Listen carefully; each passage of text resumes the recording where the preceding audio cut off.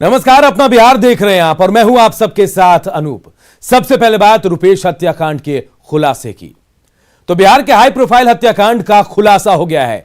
23 दिनों के बाद रुपेश सिंह हत्याकांड का खुलासा कर दिया गया। रुपेश सिंह की हत्या रोड रेज में की गई थी। नवंबर में रोड रेज की एक घटना हुई और 12 जनवरी को रुपेश सिंह को घर के बाहर गोली मार दी गई।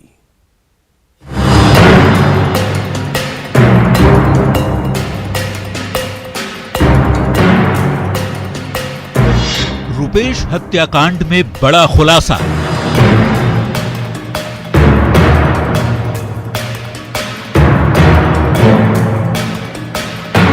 तेईस दिन बाद हुआ पर्दाफाश।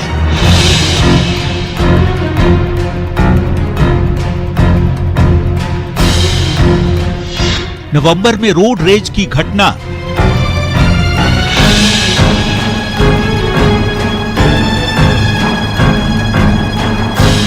बारह जनवरी को हत्या।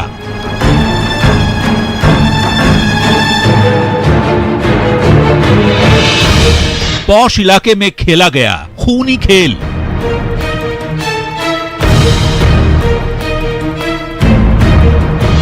कुसुम विलास अपार्टमेंट के सामने मारी गोली।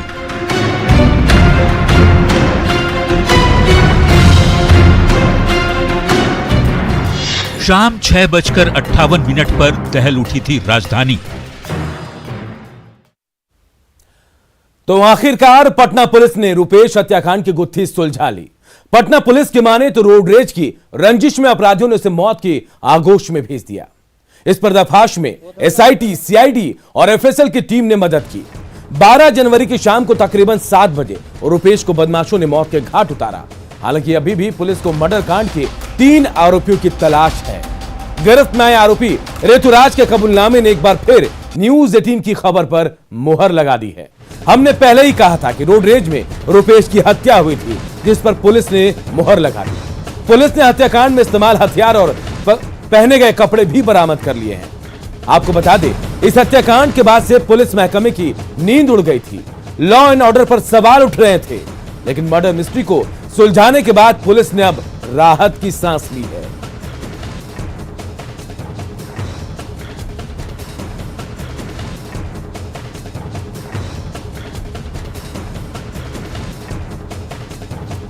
तो देखिए, न्यूज 18 की खबर पर मुहर लग गई है। रुपेश सिंह हत्याकांड का खुलासा पुलिस ने कर लिया है और अब पुलिस जो बता रही है उसके मुताबिक रोड रेज की घटना में रुपेश सिंह, इंडिगो के स्टेशन मैनेजर की हत्या की गई थी। 12 जनवरी को रुपेश की हत्या उनके अपार्टमेंट के बाहर हुई थी और रोड रेज की जो घटना है वो 29 नवंबर को हुई थी।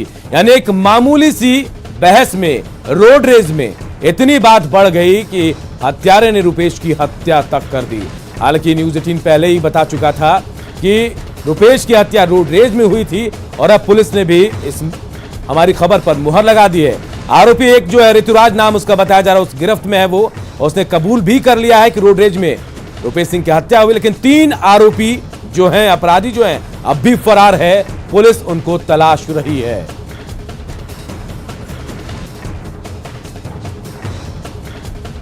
तो देखिए, न्यूज 18 की खबर पर मुहर लग गई है। इंडिगो के स्टेशन मैनेजर रुपेश सिंह हत्याकांड का खुलासा कर दिया है पुलिस ने।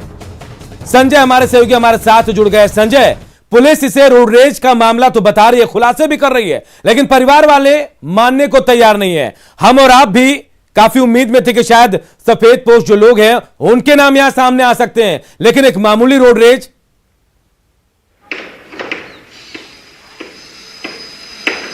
देखिए, निश्चित तौर पर न केवल हम और आप, परिवार वाले, बल्कि पटना पुलिस को भी इस बात का अंदेशा नहीं था कि रुपेश हत्याकांड की गुत्थी इस तरीके से सुलझकर सामने आएगी। अभी थोड़ी देर पहले पटना के एसएसपी से जब बातचीत हो रही थी तो उन्होंने कहा था कि पटना पुलिस कई थ्योरी और कई एंगल पर काम कर रही थी इस पूरे मामले में। कभी कॉन्ट्रैक्ट का डिस्प्यूट जो था वो सामने आ रहा था, इसके अलावा पैसे के लेन देन का विवाद था, कहीं आर्म्स लाइसेंस देने की बात, तमाम तरह के जो क्लू थे।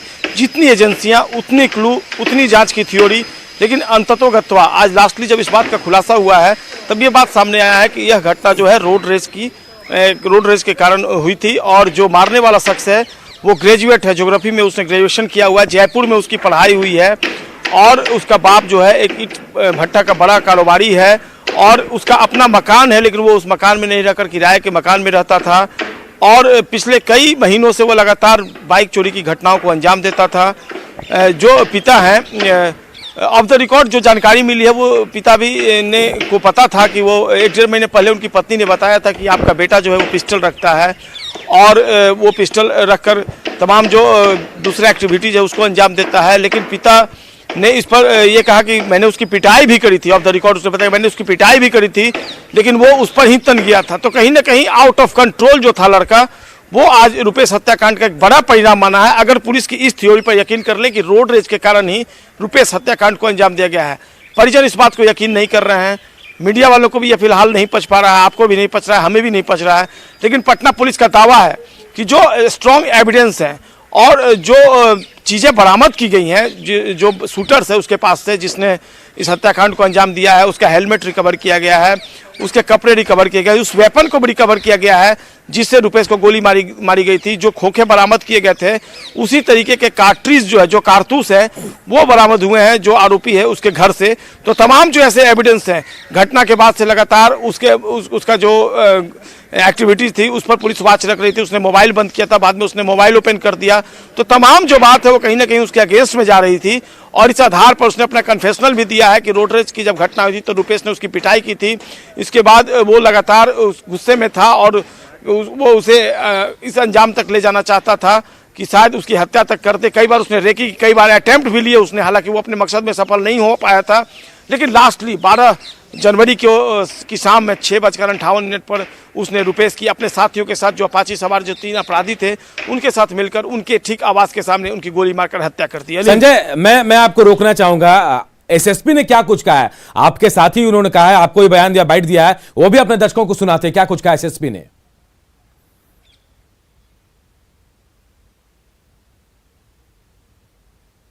रुपेश हत्याकांड का आखिरकार पटना पुलिस ने आज खुलासा करने का दावा किया। इस वक्त एसएसपी उपेंद्र शर्मा हमारे साथ हैं। आपको लग रहा था कि इस तरह से जो कारण है वो सामने आएगा? नहीं, हम लोग 2 चीज़ मांग के चल रहे थे। हम लोग की टीम जो बैठती थी, right from constables to senior officers, तो हम लोग की जो क्लोज टीम काम कर रही थी, हम लोग ये मांग के ज़रूर चल रहे थे कि जब घटना का कारण स्पष्ट नहीं हो रहा है तो या तो ऐसा ज़रूर कुछ है जो कि या तो बहुत बड़ा है जो कि लोगों को नहीं दिख रहा है, या बहुत छोटा है कि लोगों की नज़र में नहीं आ रहा है। मोटिव के माध्यम से हम लोग जब अनुसंधान कर रहे थे तो किसी दिशा को हम लोग नहीं पकड़ पा रहे थे, लेकिन पैरेलली हम लोग की एक टीम अनुसंधान कर रही थी और हम लोगों ने बेसिक्स को पकड़ा घटनास्थल से, और अपराध कर्मियों की जो शिनाख्त हम लोगों ने की थी फुटेज के द्वारा, उस दिशा में उनको ट्रेस करते करते 18-20 दिनों में उस जगह तक हम लोग पहुँचे। और उस दौरान हम लोग को बहुत ही महत्वपूर्ण एविडेंसेस मिले। अपराध कर्मियों का द्वारा जो इस्तेमाल किया गया मोटरसाइकिल था, उसका नंबर, वो मोटरसाइकिल बरामद होना, अपराध कर्मियों का मोबाइल नंबर, उस मोबाइल नंबर में जो अपराध कर्मी का फ़ोटो था, उस फोटो का मिलना सीसीटीवी से, उसके अलावा उनका अपराध कर्मी का गिरफ्तार होने के बाद इसको कबूलना, अपराध कर्मी ने इसको कबूला है, एविडेंस हम लोग के पास है।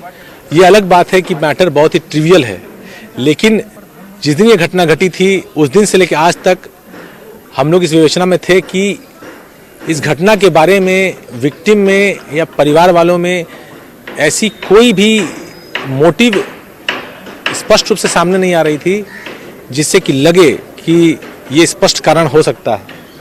दूसरी बात ये भी थी कि जो विक्टिम थे वो तो हम लोग से बहुत क्लोजली परिचित थे, लगभग रेगुलर की मुलाकात थी। इतनी बड़ी घटना उनके साथ हो जाएगी, उनके पास फोरम्स की कमी नहीं थी, कहीं भी वो अलार्म रेज कर सकते थे। घटना जब हुई थी तो पहला सवाल सबके जहन में यही आया था कि इतनी बड़ी घटना हो गई, उन्होंने कभी शेयर नहीं किया, कोई थ्रेट था।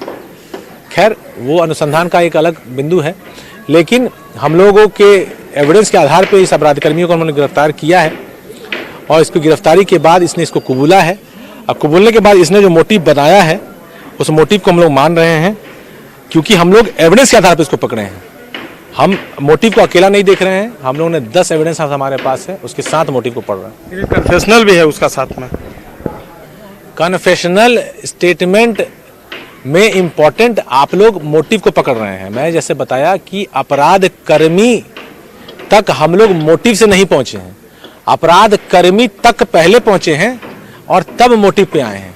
तो अपराध कर्मी तक पहुंचने में हम लोग को कई एविडेंसेस हमारे पास हैं जो कि ये स्पष्ट कर रहा है कि अपराधी यही है। यही। और संजय हमारे साथ भी जुड़े हुए हैं। संजय, जब हत्याकांड हुई, रुपेश हत्याकांड, उसके बाद एडीजी ने भी प्रेस कॉन्फ्रेंस कर कहा था कि इसके पीछे कॉन्ट्रैक्ट किलर हैं, उनको पैसे देकर इसकी हत्या कराई गई होगी। इसके अलावा अभी देखिए ठेकेदारी की बात आई, पार्किंग की बात आई, पार्किंग ठेकेदारी की बात आई, और अब मामला आकर रोड रेज में अटक गया है। थोड़ी हैरानी नहीं हो रही? पुलिस ही कहती है कॉन्ट्रैक्ट किलिंग है, उसके बाद अब नॉर्मल रोड रेज की घटना में हत्या की बात सामने आ रही है। देखिए, और यही कारण है कि सवाल उठ रहे हैं। सवाल इसलिए उठ रहे हैं कि कोई बयान देने वाले मामूली अफसर नहीं थे। बिहार के डीजीपी, बिहार पुलिस के मुखिया एसके सिंघल ने कहा था कि जो रुपेश हत्याकांड है, आपको याद होगा उन्होंने आधिकारिक तौर पर यह बयान दिया था सीएम से मुलाकात के बाद कि इस हत्याकांड को एयरपोर्ट पर पार्किंग विवाद के कारण भी अंजाम दिया गया है, ऐसा एक प्रमुख कारण के रूप में सामने आया है। उसके बाद पुलिस ने बताया कि हालांकि आज भी एसएसपी कर रहे थे कि जो कॉन्ट्रैक्ट का डिस्प्यूट है उसको लेकर भी पुलिस ने कई एंगल से इस पूरे मामले की जांच की है। पटना के अलावा दूसरे जिलों में भी पुलिस टीम गई थी और कॉन्ट्रैक्ट डिस्प्यूट को भी काफ़ी बारीकी से उसने उस मामले का अनुसंधान किया, लेकिन कोई एविडेंस नज़र नहीं आ रहा था। आपने सुना, अभी भी एसएसपी कर रहे हैं कि केवल कन्फेशनल नहीं है, जो एविडेंस है और 10 एविडेंस हैं, उस एविडेंस के आधार पर पुलिस ने इस पूरे मामले का खुलासा कर दिया है। लेकिन कहीं ना कहीं एक मामूली घटना के रूप में इतना बड़ा हत्याकांड सामने आएगा, इसको लोग नहीं पचा पा रहे हैं, चाहे हम। संजय, एसएसपी ने तो अपनी बात कह दी है, एविडेंस बता दिए, उसे तार को जोड़ने की कोशिश भी कर ली, लेकिन परिवार वालों को कैसे कन्विंस किया जाएगा, उनको कैसे समझाया जाएगा? उनके पेट भी ये बात नहीं पच रही, अब तो वो जांच की मांग कर रहे हैं।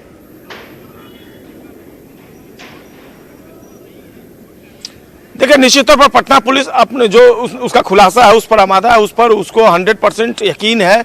और सबसे बड़ी बात है कि जो किलर है, जो इस हत्याकांड का आरोपी है, अब पुलिस कह रही है कि उसकी जब जांच की गई है तो वो अंग्रेजी का नॉवेल पढ़ता है। अब इससे अंदाजा लगा लीजिए आप, उसके पास पुलिस ने कई अंग्रेजी के नॉवेल रिकवर किए हैं उसके घर से, और वो ग्रेजुएट है। उसका जो फैमिली बैकग्राउंड है वो भी काफ़ी बढ़िया है, पैसे की कोई कमी नहीं है, इसके बावजूद वो बाइक चोरी करता था और उसकी उम्र 28 साल के आसपास बताई जा रही है। तब ऐसे में पुलिस जो है यह मानकर चल रही है 100% कि रोड रेज ही इस घटना का परिणाम है। लेकिन अब देखना होगा, बाकी के तीनों अपराधी भी अभी पुलिस की गिरफ्त में नहीं आए हैं, और जब सभी अपराधी पकड़े जाएंगे तो पुलिस क्या अपनी बात पर आगे भी यकीन रखती है, आगे भी इसी बात पर स्टैंड करती है, ये देखने वाली बात होगी। लेकिन फिलहाल पुलिस यही मानकर चल रही है, जो स्ट्रॉन्ग एविडेंस है, जो वेपन है वो रिकवर किया गया है, जो कारतूस है उन्हें रिकवर किया गया है, जो अपराधी है उसका कबूलनामा है पुलिस के पास कि रुपेश की हत्या रोड रेज के कारण ही की गई है। चलिए, बहुत बहुत शुक्रिया संजय इस तमाम जानकारी के लिए। तो पुलिस लाख दावे कर ले, एविडेंस दे दे, लेकिन परिवार वाले मानने को तैयार नहीं है कि जो हत्याकांड हुआ, रुपेश हत्याकांड, उसमें सिर्फ मामूली रोड रेज की घटना है। वो अब भी जांच की मांग पर अड़े हुए हैं।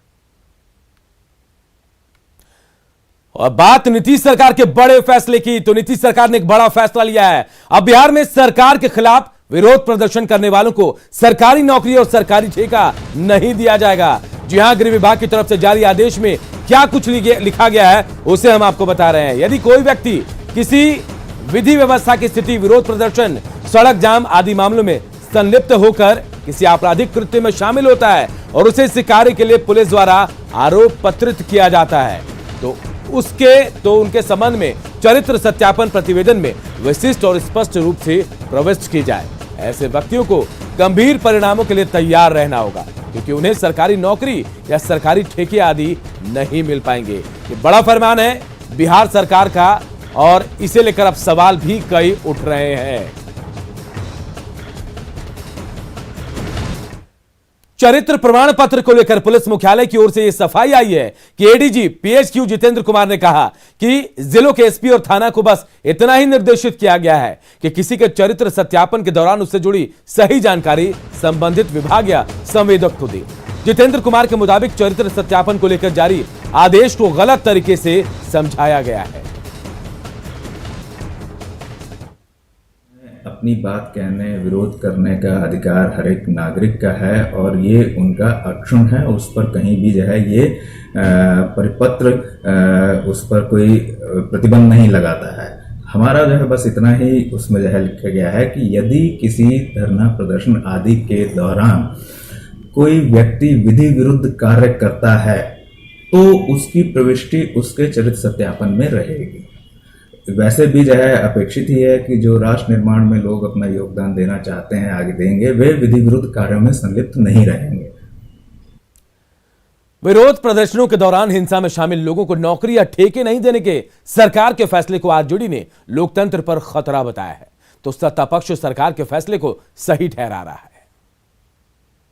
एक ढंग से अप्रत्यक्ष रूप से ये कहा जा रहा है कि सरकार का अगर आप विरोध करते हैं, सड़क पर उतर कर विरोध करते हैं, वैसी हालत में आपको सरकारी नौकरी नहीं मिलेगी। सीधे आप चेतावनी दे रहे हैं। ये प्रवृत्ति जो है मैंने लोकतंत्र के लिए बहुत खतरनाक है। लोकतंत्र के जरिए चुनी हुई सरकारें जो हैं इस तरह का कानून बना रही हैं जिससे लोकतांत्रिक अधिकारों का हनन होता है। और मुझे लगता है शांतिपूर्ण तरीके से लोकतंत्र में अपनी बातें रखी जा सकती है। इसके लिए बलात् दबाव बनाना या धाराओं को का तोड़ा जाना, निषेधाज्ञा का उल्लंघन करना, ये बेहद आवश्यक कार्य नहीं है और इसीलिए इसको उसी दृष्टि से देखा जाना चाहिए। कि विपक्ष के नेता हमारे तेजस्वी जी को मेरी हाथ जोड़ के प्रार्थना होगी कि पहले इस कानून को अच्छी तरह पढ़ ले, समझ ले। बिहार में ऑलरेडी हाईकोर्ट के द्वारा, सरकार के द्वारा धरना प्रदर्शन के लिए एक जगह चिन्हित है। लोग अपने धरने प्रदर्शन के नाम पर पटना को पूरी तरह जाम कर देते हैं। आप डाकबंगला चौक को घेर देते हैं, गांधी मैदान के पास जाम लगाते हैं, जिससे अगर आपको धरना देने का लोकतंत्र में अधिकार है तो उसी तरह एक आम नागरिक को भी उस सड़क पर चलने का और एक पेशेंट जिसको हॉस्पिटल भी पहुंचने का अधिकार है। पटना में पूरे तौर पे सरकार ने पहले से ही धरना स्थल का निर्माण करवाया है, वहाँ आप करिए, कोई दिक्कत नहीं है। आपको लोकतंत्र में हक है, अपनी बात को कहने का और धरना प्रदर्शन करने का अधिकार है, इसमें कहीं दो मत नहीं है।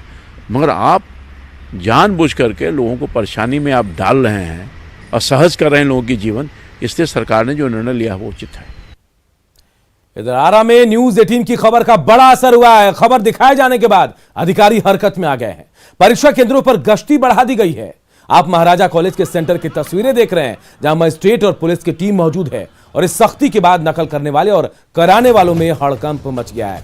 तो देखिए, हम दो तस्वीरें आपको दिखा रहे हैं। पहली तस्वीर जब पुलिस सख्त हो गई है, महाराजा कॉलेज की तस्वीर जहां नकल कराने वाले करने वालों में हड़कंप मच गया। उससे पहले कि दूसरी तस्वीर जो देखे, दीवार कूद कर छात्र जाते हैं, नकल कराते हैं, और इस तस्वीर को न्यूज 18 ने प्रमुखता से दिखाया था, जिसके बाद यहां प्रशासन हरकत में आया है और अब परीक्षा केंद्र पर सख्ती बढ़ा दी गई है। इधर नालंदा में इंटर परीक्षा के तीसरे दिन परीक्षा केंद्रों से हैरान करने वाली बातें सामने आई। बाहर से तो परीक्षा शांतिपूर्ण दिखाई जा रही थी, लेकिन पिछले 2 दिनों में 43 परीक्षार्थी को निष्कासित कर दिया गया। इससे साफ जाहिर हो रहा है कि बाहर कुछ और अंदर कुछ और चल रहा है।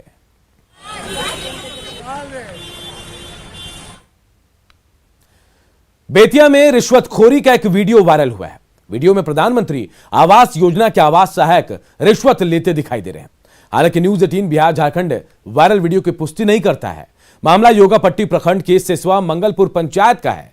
लाभार्थी ने आवास सहायक अजीत कुमार श्रीवास्तव पर आरोप लगाया है। हम आपको बता दें कि इस पंचायत में रिश्वत के खेल का पहले भी पर्दाफाश हो चुका है। बावजूद इसके भ्रष्टाचार पर लगाम अब तक नहीं लग पाई है।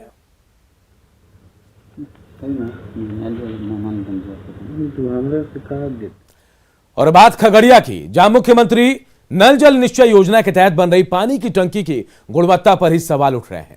अलौली प्रखंड के हरिपुर में एक बार तो उद्घाटन से पहले टंकी जमींदोज हो गई। पानी भरते ही टंकी भरभरा कर गिर गई। टूटने के बाद जलमीनार की स्थिति क्या हो गई, आप अपनी आंखों से देख लीजिए। ग्रामीणों ने गुणवत्ता को लेकर प्रशासन से शिकायत भी की, लेकिन किसी पर इसका कोई असर नहीं हुआ। जबकि 1 महीने पहले ही पसराहा में भी पहले ही दिन टंकी में पानी भरने के साथ ही टंकी जमींदोज हो गई। इस मामले में डीएम ने निर्देश भी दिया, संवेदक पर प्राथमिकी दर्ज भी करवाई गई।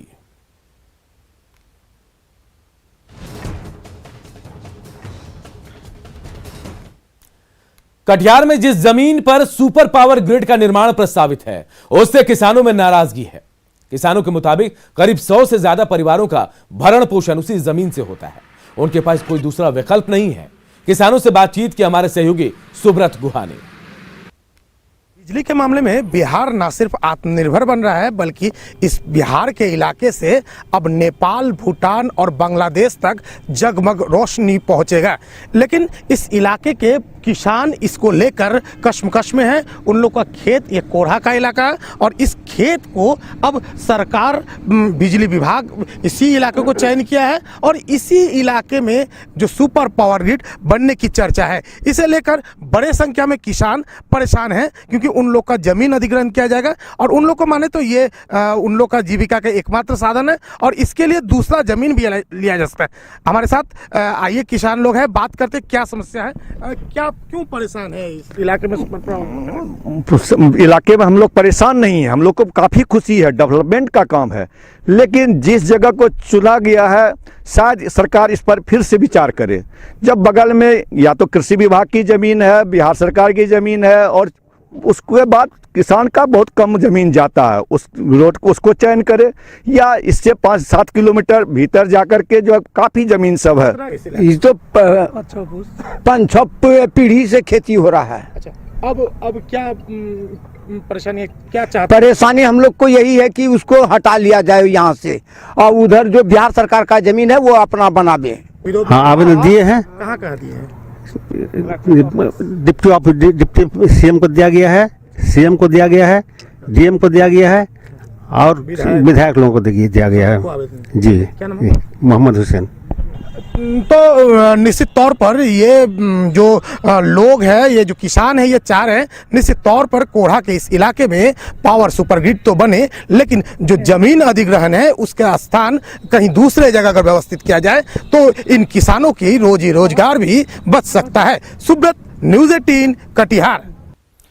तो पावर ग्रिड के सपने पर ग्रहण लग सकता है, क्योंकि एक वहां के किसान नहीं चाहते हैं कि उनकी जमीन का अधिग्रहण हो जाए।